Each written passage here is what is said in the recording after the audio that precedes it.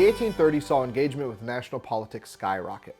The first year that Indiana voters, white males over the age of 21, could vote for the electoral ticket, the turnout was abysmal, 37%. This was below the turnout for previous state elections, showing that Hoosiers didn't vote as often for president as they did their local elections.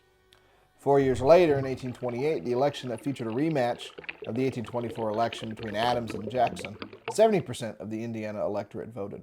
A massive jump. And a decade later, in 1840, which saw a rematch of the 1836 election, that number climbed even higher to 80%. This number would remain high the rest of the 19th century, showing that Hoosiers became more involved in national politics.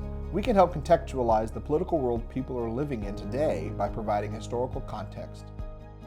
At the national level, we still have the president and a Congress. Congress, consisting of the House of Representatives and the Senate, is required by the Constitution to assemble once in every year, with the meeting beginning on the first Monday in December, unless a law was passed to change that.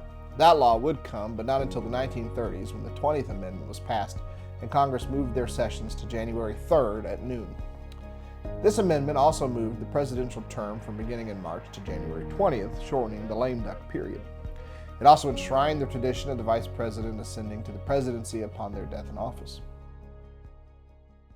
Each Congress is made up of at least 2 sessions, since each Congress lasts 2 years, and for a session to end, it must be adjourned.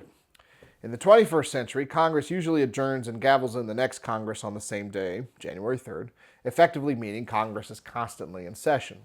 That is a fairly new phenomenon, with the last time Congress not being in session between Congresses happening in 2014, when the 113th Congress adjourned on December 16th, 2014, and the 114th Congress began January 6th, 2015.